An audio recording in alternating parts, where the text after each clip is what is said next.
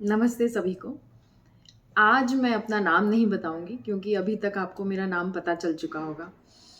आज हमारा last video है जो जेंडर इक्वालिटी मतलब लैंगिक समानता और सामाजिक सशक्तिकरण इस चीज़ के ऊपर है। और अभी तक हमने इंट्रोडक्शन जाना, शुरुआत जो हमने की वो इंट्रोडक्शन से की। इंटर्नशिप क्या होता है, कैसे होता है, क्या किया जाता है। उसके बाद हमने 5 चैप्टर्स जाने, जिसमें कि हमने ये जाना कि जेंडर और सेक्स क्या होता है, डिफरेंस क्या है दोनों में। जेंडर जो है वो कोई प्राकृतिक चीज़ नहीं है, वो समुदाय के द्वारा और समाज के द्वारा बनाई हुई चीज़ है। एक मानसिकता जो हमारी है उसके कारण आई हुई चीज़ है, उसका रिजल्ट है। उसके बाद हमने जाना कि काम क्या होता है, श्रम क्या होता है, अनपेड और पेड लेबर क्या होता है। हमने फिर इतिहास जाना इस देश का कि किन लोगों ने काम किया था, उनमें पुरुष कौन थे, स्त्रियां कितनी थीं और उन्होंने कैसे काम किया, क्या स्ट्रैटेजीज अपनाई जिससे कि जो आज हम चेंज देख रहे हैं वो हम चेंज देख पाए। और जहाँ आज हम हैं, हमारा देश जहाँ पहुँच पाया है जिस तरक्की पे, वहाँ हम पहुँच पाए। तो हमने इतिहास देखा और उसके पीछे जो स्ट्रैटेजीज रही हैं, बदलाव की जो स्ट्रैटेजीज रही हैं उसको भी जाना। लास्ट चैप्टर हमारा संविधान को जानने का था, कानून को जानने का था कि कौन कौन से कानून हैं, कौन कौन से अनुच्छेद हैं संविधान में, आर्टिकल कौन कौन से हैं। उसको ज़्यादा समझने के लिए, अनुच्छेदों को ज़्यादा समझने के लिए कौन कौन सी मूवीज़ हम देख सकते हैं, ताकि हमें सिर्फ वो थ्योरेटिकल ही सब चीज़ ना लगे, थोड़ा एंटरटेनिंग भी रहे और हम इन मुद्दों को समझ भी पाएँ, इन आर्टिकल्स को समझ पाएँ, इनसे जुड़ी हुई जो सामाजिक मुद्दे हैं उनको समझ पाएँ। और हमने ये भी जाना कि कानून तब तक काम नहीं कर सकता है जब तक कि हम सोचना नहीं बदलेंगे, हमारा समाज सोच नहीं बदलेगा और उसके लिए हम कोशिश करना शुरू नहीं करेंगे। तो कोशिश करना जो है वो सबसे ज़्यादा इम्पोर्टेंट है, ये हमने जाना। तो अभी तक आपको ये समझ में आ ही गया होगा कि ये जो इंटर्नशिप थी, इसकी कोशिश ये थी कि ज़्यादा थ्योरी पार्ट पे नहीं जा कर के हम अपनी ज़िंदगी में चीज़ों को कैसे समझ सकते हैं, जेंडर इक्वालिटी को कैसे समझ सकते हैं और क्या चीज़ें कर सकते हैं, इसके ऊपर हम बात करें। तो ये इंटर्नशिप जो है वो जानकारी से ज़्यादा एक समझ पैदा हो हम लोगों के अंदर, इसके बारे में थी। तो जब मैं ये वीडियो पोस्ट कर रही हूँ तो 31 दिसंबर है, मतलब एक दिन बाद जो है वो नया साल आ जाएगा। और आप सभी को आने वाले नए साल की बहुत बहुत शुभकामनाएं। आपका नया साल और आगे वाली ज़िंदगी जो है वैसी बीते जैसी आप जीना चाहते हैं, वो सारी चीज़ें आप कर सकें अपनी ज़िंदगी में जो आप करना चाहते हैं, जो आगे बढ़ने के सपने आप देखते हैं, कमाने के सपने आप देखते हैं, अपना परिवार चलाने के सपने देखते हैं। तो जनरली जब 31 दिसंबर आता है तो 12 बजे रात में हम खूब मौज मस्ती करते हैं, पार्टी करते हैं और दोस्तों के साथ मिलते हैं, हंसी मजाक करते हैं और मज़ा करते हैं। लेकिन ये सब मज़ा जो है वो वहीं का वहीं धरा रह जाएगा अगर हम नए साल में जाकर के खुद को बदलने की कोशिश ना करें।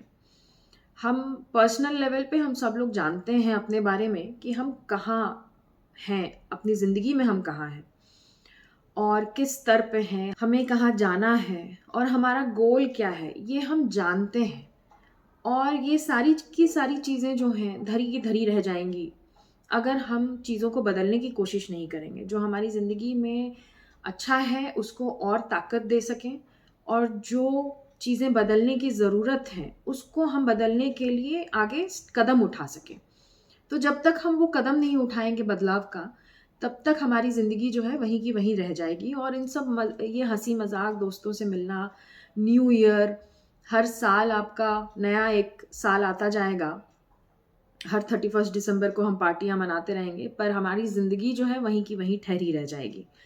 तो इसको हम आगे कैसे बढ़ाएं? तो इसके लिए जेंडर इक्वालिटी से रिलेटेड या लैंगिक समानता से रिलेटेड कुछ टिप्स आपको दूंगी मैं, जो आपको सहायता कर सकता है अपने आगे की ज़िंदगी में। जब आप शादी करेंगे, जब आपका अपना परिवार होगा, या आपका जो अभी अपना परिवार है, आपके माता पिता हैं, आप अगर शादीशुदा हैं तो आपके सास ससुर हैं, आपके भाई-बहन हैं, आपके दोस्त हैं, आपके टीचर्स हैं। तो कुछ ऐसे टिप्स सिंपल से दूँगी जिनको अगर आप चेंज करते हैं अपनी ज़िंदगी में, तो आप वो बदलाव देख सकेंगे। अगर आप माँ हैं या अगर आप पिता हैं या जब आपकी शादी होगी, आपके बच्चे होंगे, तो आप ऐसी कौन-कौन सी चीज़ें कर सकते हैं जो आपके बच्चों के लिए सहायक होगी, जो आपके बच्चों को एक शक्ति प्रदान करेगी।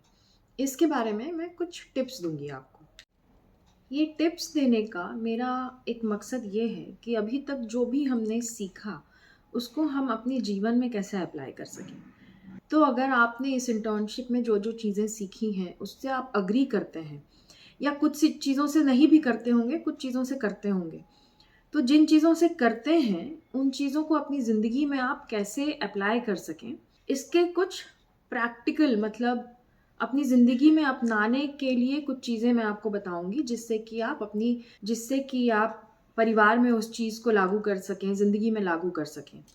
और इससे कुछ न कुछ बदलाव आप ज़रूर देखेंगे। अपने परिवार में मानसिकता चेंज होते हुए देखेंगे, लोगों को चेंज होते हुए देखेंगे। अ, हो सकता है कहीं-कहीं रिएक्शन भी आए आपके ऊपर कि ये क्या चेंज कर रही हो या ये क्या चेंज करने की कोशिश कर रहे हो। लेकिन जब आप धीरे-धीरे देखेंगे कि चेंज हो रहा है, लेकिन जब आप देखेंगे कि धीरे-धीरे चेंजेस आ रहे हैं, तो वो पॉज़िटिव चेंजेस ही रहेंगे। वो समानता की तरफ जाते हुए चेंजेस ही रहेंगे। तो टिप नंबर 1, अगर आपके घर में नया बच्चा आ रहा है या आप जब शादी करेंगे तब आपको आपके घर में एक नवजात शिशु आएगा और वो अगर लड़की हुई, तो जनरली हमारे समाज में ये होता है कि लड़की होती है तो हम लोग कमेंट करते हैं कि अरे यार लड़की हो गई और बहुत उदास हो जाते हैं, बहुत दुखी हो जाते हैं कि अभी से प्लान करने लगते हैं कि 20 साल बाद जो मेरी बेटी की शादी होगी उसमें हम दहेज क्या देंगे। तो उसकी जगह हम ये करें कि जब लड़की होती है तो हम उसको सेलिब्रेट करें। हम उसका उत्सव मनाएँ। बेटी होने का उत्सव मनाना और लोगों को दिखाना कि मेरे घर पे बेटी हुई है इसके लिए मैं खुश हूँ। ये लोगों को दिखाना भी बहुत ज़रूरी होता है ताकि आप एक इस चीज़ के एग्ज़ाम्पल भी लोगों के सामने बन सकें कि मेरे घर में बेटी हुई है। इसका मतलब ये नहीं है कि मैं दुखी हूँ इससे। मैं खुश हूँ और मैं इसका उत्सव मना रहा हूँ या उत्सव मना रही हूँ। दूसरा ये कि जब कभी भी बेटी बड़ी होने लगती है या बेटा भी बड़ा होने लगता है, मान लीजिए बच्चा है, बच्चे में हम लोग उसके रंग रूप के ऊपर बहुत कमेंट करते हैं कि अरे ये तो सांवला है, या लड़की के बारे में बहुत कमेंट करते हैं कि अरे ये तो सांवली है, इसकी शादी नहीं होगी बड़े होकर के, अरे इस तो काली निकल गई है, अरे ये तो मोटी है या छोटी है। तो रंग रूप के ऊपर हम लोग बहुत कमेंट करते हैं और वो कमेंट नहीं करना चाहिए। कहा जाता है कि इससे बच्चे के ऊपर और टीनेजर्स के ऊपर भी इससे बहुत बुरा प्रभाव पड़ता है और उसका जो आत्मविश्वास है वो बहुत कम हो जाता है। उसे ये लगता है कि उसके ही जानने वाले, उसके माता पिता, उसके भाई बहन उसके ऊपर विश्वास नहीं करते हैं और उसको क्रिटिसाइज करते रहते हैं, उसको हमेशा बुरा कहते रहते हैं। तो ये जो एक रंग रूप के ऊपर जो आप कमेंट करते हैं वो बिल्कुल नहीं करना चाहिए। दूसरा ये भी कारण है ये नहीं करने का, मतलब कि रंग रूप के ऊपर कमेंट नहीं करने का, कि आप शरीर को बहुत ज़्यादा महत्वपूर्ण नहीं बना रहे हैं। आप उस इंसान की के नॉलेज को और उस इंसान के दिमाग को ज़्यादा महत्व दे रहे हैं। उसे वो इंसान अपनी ज़िंदगी में कैसा है, कैरेक्टर उसका कैसा है, इसको आप ज़्यादा महत्व दे रहे हैं और उसके शारीरिक रंग रूप को महत्व नहीं दे रहे हैं। ये चीज़ घटनी चाहिए। ये एक ट्रेंड चला आ रहा है कि लड़कियों को खासकर एक ऑब्जेक्ट की तरह देखना कि लड़की जो है वो सुंदर होनी चाहिए और अच्छी होनी चाहिए और उसका रंग रूप ऐसा होना चाहिए और वो गहने पहननी चाहिए, मेकअप करनी चाहिए। तो दूसरा टिप ये है कि आप किसी भी इंसान के रंग रूप के बारे में और उसके दिखने के बारे में आप कमेंट नहीं करें और वो उसको क्या पसंद है, उसको कौन-सी चीज़ें अच्छी लगती हैं, नापसंद है, वो किन चीज़ों में इंटरेस्ट लेता है, कौन-सा ऐसा सब्जेक्ट है पढ़ाई का जिसमें इंटरेस्ट लेता है। इंटेलेक्चुअल चीज़ों के ऊपर, दिमागी चीज़ों के ऊपर, उसके विचारों के ऊपर ज़्यादा महत्व रखें और शारीरिक चीज़ों के ऊपर ज़्यादा महत्व नहीं रखें। तीसरा टिप देती हूँ जिसमें कि छोटी बच्चियों के साथ तो आप ज़रूर कीजिएगा अगर आपके घर में छोटी बहन है या बेटी है, तो और आगे भी ध्यान रखिएगा। तो उसमें ये कीजिएगा कि अपनी बेटियों को और अपने घर में जो बच्चियाँ हैं, उनको आप ऐसे कपड़े पहनाइए जिसमें वो ज़्यादा फ्री रह सके। मतलब जैसे लड़कों का होता है ना, पैंट शर्ट लड़के पहनते हैं तो उसमें दौड़ सकते हैं, भाग सकते हैं, कूद सकते हैं, छलांग लगा सकते हैं। और लड़कियों का जो ड्रेस होता है वो फ्रॉक होता है जिसमें वो बहुत अच्छे से कंफर्टेबली ये सारी चीज़ें नहीं कर पाती हैं। तो ऐसे कपड़े उनको पहनाया पहनाया जाए जिसमें कि वो ज़्यादा फ्रीली रह सकें और अपने शरीर से वो आसानी से एक्टिव रह सकें। ऐसी ऐसे कपड़े पहनाइए आप उनको। तीसरा ये कि जब बच्चियां होती हैं, जन्म लेती हैं, तभी से उनके माता पिता और दादा दादी और अड़ोस पड़ोस के लोग जो हैं ये कहने लगते हैं कि अब तो पैसा बचाना पड़ेगा, दहेज देना है, इसकी शादी होगी, तब के लिए हम अभी से पैसा बचाना शुरू कर दें।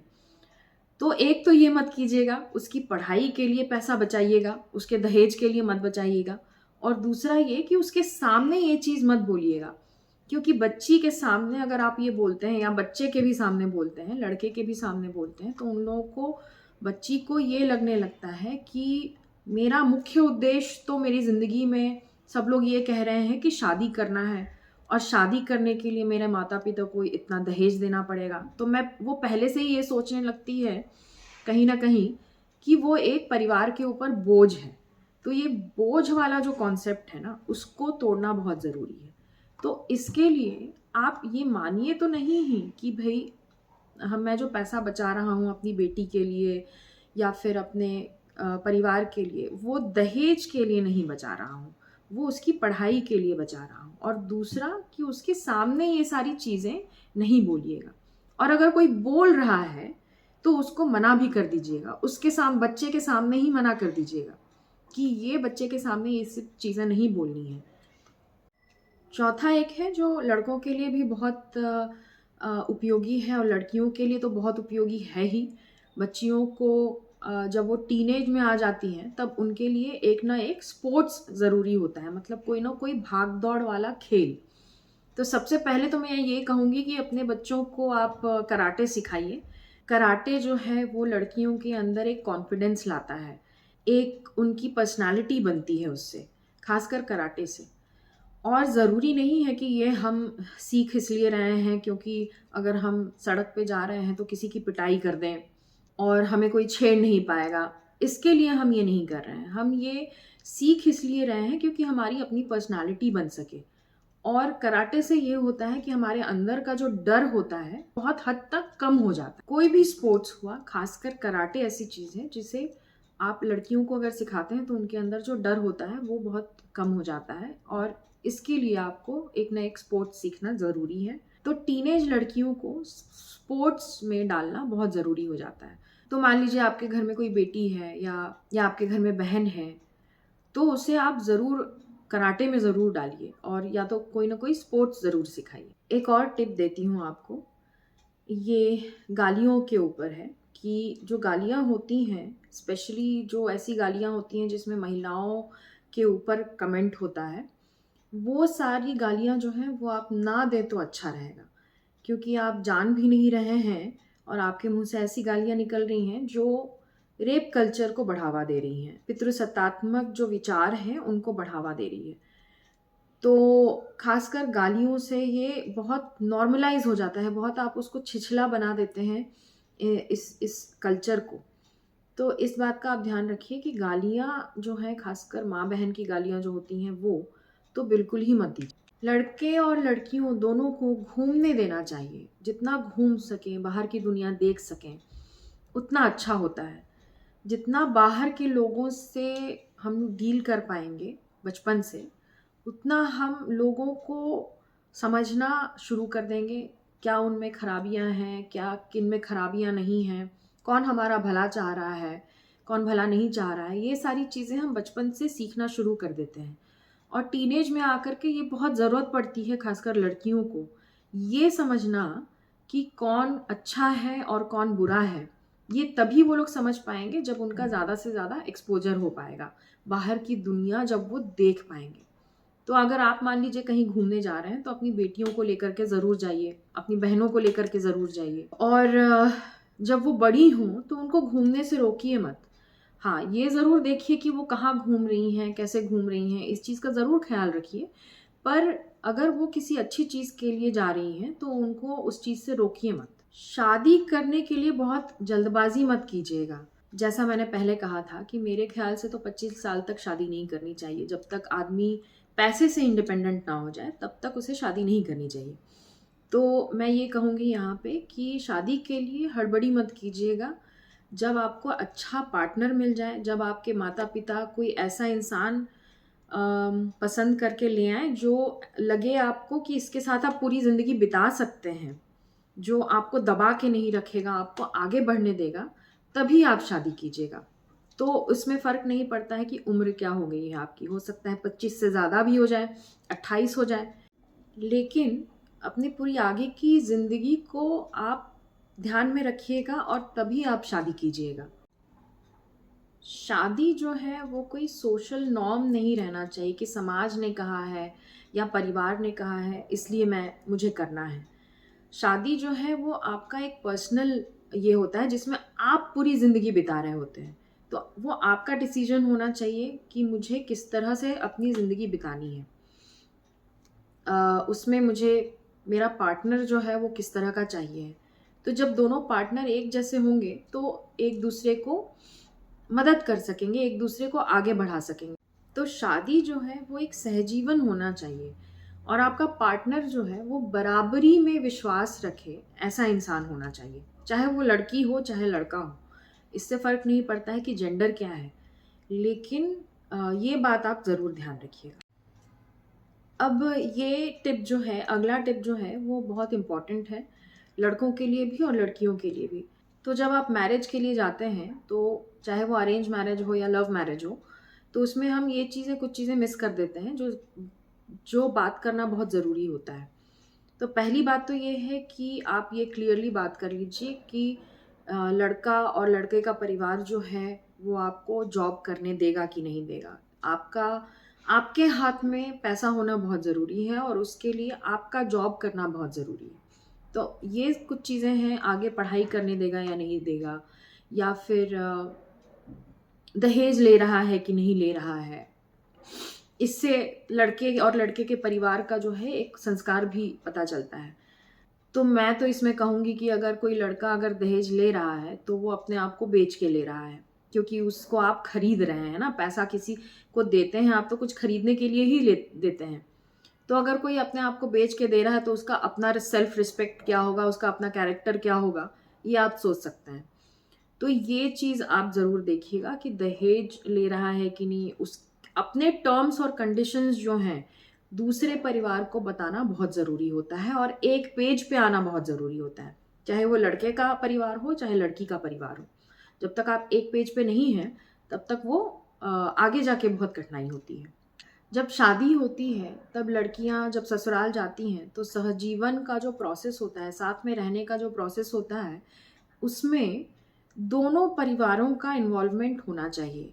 खासकर लड़की के साइड का जो परिवार है, उसका इन्वॉल्वमेंट होना चाहिए और उसमें लड़की के परिवार को ये देखना चाहिए कि इस लड़की का जो हस्बैंड है, वो लड़की का एक मित्र बने, ना कि उसका एक बॉस बने।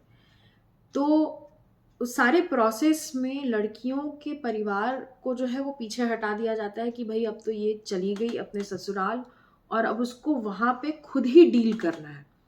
जो कि बहुत ही कठिन चीज़ होती है किसी भी नए इंसान के लिए। आप किसी नए घर में जाके रह रहे हैं, तो आप खुद ही इमेजिन कीजिए कि उसके लिए कितना कठिन जाता होगा। तो ये चीज़ जो है इसमें लड़कियों को थोड़ी सुविधा मिल जाती है, जब लड़की का परिवार जो है वो इन्वॉल्व होता है उसके रोज़मर्रे के चीज़ में, सभी चीज़ों को एडजस्ट करने में। और ख़ासकर तब जब लड़का भी जो है वो एक दोस्त की तरह है, ना कि एक बॉस की तरह है। अब ये बात कहूँगी आप लोगों से कि आप अंडर ग्रेजुएट के स्टूडेंट हैं तो आपकी माएँ होंगी और माँ जो हैं अभी जिस उम्र में होंगी उस उम्र में मेनोपॉज़ आता है, जो एक शारीरिक एक प्राकृतिक एक बदलाव होता है शरीर में और मन में, जिसमें बहुत सारे ऐसे हार्मोन्स निकलते हैं जो उस समय के लिए महिलाओं के लिए बहुत कठिनाई पैदा करता है। तो उस समय महिलाओं को एक पॉज़िटिव साथ की बहुत ज़रूरत होती है। तो अपनी माँ हुईं, आपकी सास हुईं या आपकी चाची हुईं, उनको एक पॉजिटिव साथ दीजिए, उनको एक सपोर्ट कीजिए और कुछ ना कुछ उनको नया सिखाते रहिए। चाहे वो कोई भाषा ही हो, चाहे वो कोई भी चीज़ हो, नई जगह घूमना हो, इतिहास की बात हो। तो नए साल में आप इन सब चीज़ों का प्रण ले सकते हैं कि मैं अपनी ज़िंदगी में कुछ ऐसे बदलाव लाऊँगा, ऐसे कुछ पॉज़िटिव बदलाव लाऊँगा जिससे कि ना सिर्फ़ मेरे अंदर चेंजेस आए, बल्कि मेरे परिवार में भी चेंजेस आएँ। और परिवार जो है, वो समाज का ही एक हिस्सा है। तो जब हमारा परिवार बदलेगा, तो समाज भी धीरे-धीरे बदलने लगेगा। अब ये अंतिम वीडियो है, तो मैं आपको एक फ़ील्ड वर्क दूँगी, जहाँ पे आपको किसी सरकारी ऑफ़िस में जा कर के आपको कुछ सवाल उनसे पूछने होंगे। तो सवाल के भी मैं कुछ ऑप्शंस आपको दूँगी, कहाँ जाना है इसके भी आपको ऑप्शंस दे दूँगी और आप चूज़ कीजिए उसमें से कि आपको कहाँ जाना है और क्या सवाल पूछने हैं। और इसके पीछे और भी 2-3 कारण हैं कि मैं आपको अब सिर्फ़ दोस्तों तक ही सीमित नहीं रखना चाह रही हूँ या सिर्फ़ आपके परिवार तक ही नहीं सीमित रखना चाह रही हूँ। अब मैं आपको एक और कदम आगे बढ़ाने के लिए कह रही हूँ और अपने कम्फ़र्ट ज़ोन से बाहर निकल कर के आप किसी सरकारी ऑफ़िस में जाकर के उनसे बात करें अलग-अलग चीज़ों के ऊपर। तो ये फ़ील्ड वर्क जो है, वो इसलिए भी इम्पोर्टेंट है कि जो भी अभी तक आपने जाना है, जो भी आप अभी तक आपने समझा है, उसको सिर्फ़ दोस्तों के दायरे तक ही नहीं रखिए, उसको सिर्फ़ अपने परिवार के दायरे तक ही नहीं रखिए। समाज को समझने के लिए आपको थोड़ा और आगे बढ़ना होगा और भी लोगों से मिलना होगा और उनसे बातें करनी होंगी।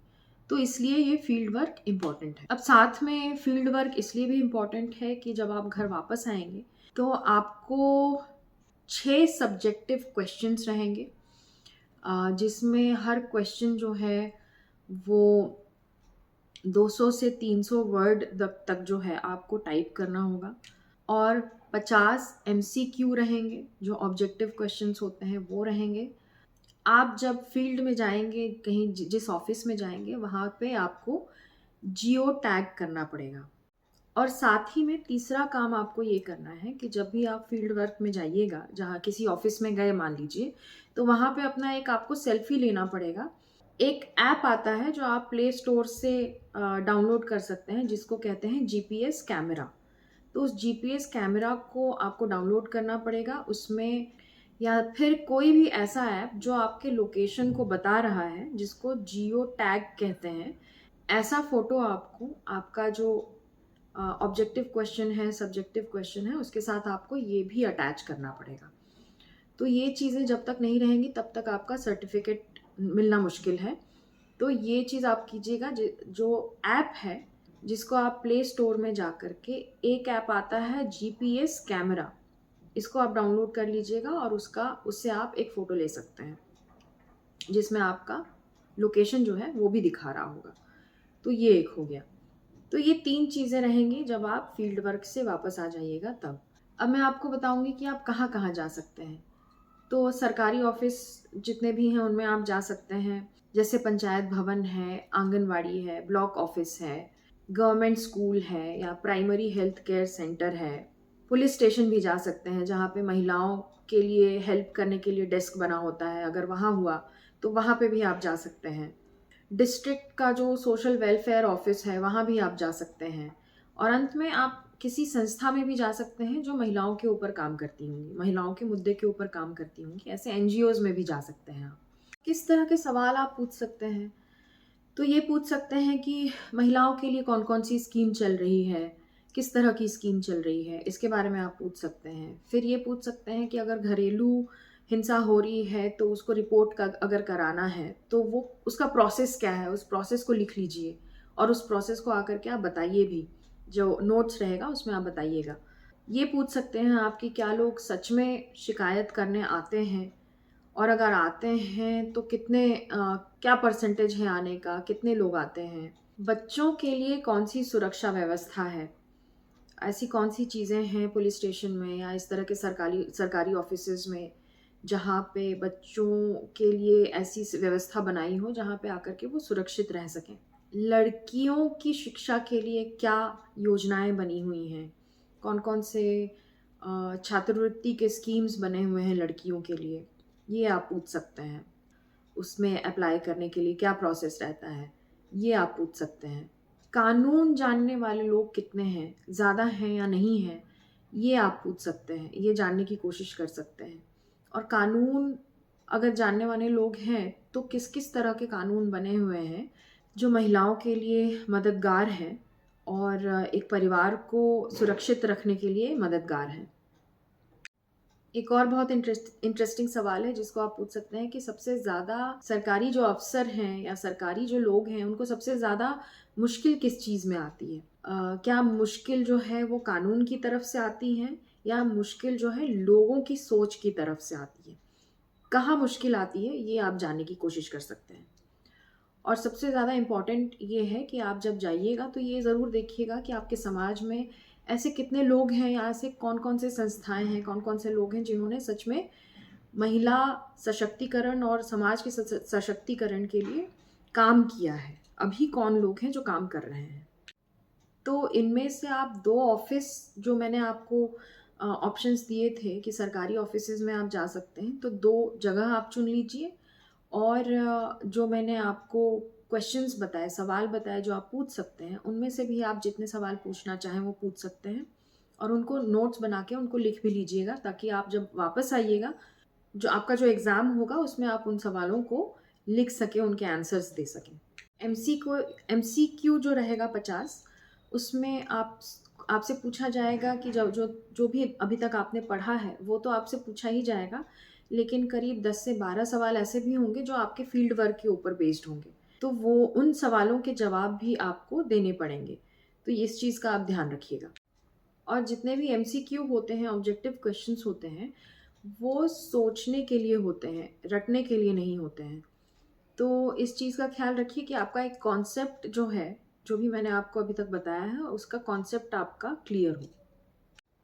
अंत में मैं ये कहूँगी कि ये इंटर्नशिप जो था वो आपको एक्टिविस्ट बनाने के लिए नहीं था। ये आपको एक जागरूक नागरिक और जागरूक इंसान बनाने के लिए है। अब आप कितना बदलते हैं या आप इसके ऊपर कितना काम करते हैं, ये आपके ऊपर है। लेकिन अगर आप थोड़ा भी बदलते हैं, तो ये समाज कहीं न कहीं ज़रूर बदलता है। तो इस बात का ज़रूर ध्यान रखिएगा और बेस्ट ऑफ लक आपके इंटर्नशिप के लिए और आपके लास्ट फील्ड विज़िट के लिए। तो लास्ट में फिर से याद दिला देती हूँ कि फील्ड विज़िट करना है, वहाँ पे सवाल पूछने हैं। कहाँ जाइएगा फील्ड विज़िट करने के लिए ये भी देख लीजिएगा। जियो का फ़ोटो लेना है जिसमें कि आपका लोकेशन टैग हो। वापस आकर के 50 एमसीक्यू रहेंगे, ऑब्जेक्टिव क्वेश्चन रहेंगे और 6 सब्जेक्टिव क्वेश्चन रहेंगे, जिसमें 200 से 300 शब्दों में आपको लिखना है। और ये 3 चीज़ें आप जब कीजिएगा, उसके बाद आपको आपका सर्टिफ़िकेट मिलेगा। और ये सर्टिफ़िकेट जो है सिर्फ़ एक कागज़ नहीं है, इसे आप एक अपनी समझ का प्रमाण भी मानिए। और बहुत-बहुत कांग्रेचुलेशंस आपको, बहुत-बहुत बेस्ट ऑफ लक। आपकी ज़िंदगी जो है आप उस तरह से जी पाएँ जिस तरह से आप चाहते हैं। आपके सारे सपने जो हैं वो पूरे हों और आप अपने समाज में कुछ न कुछ बदलाव ज़रूर ला सकें।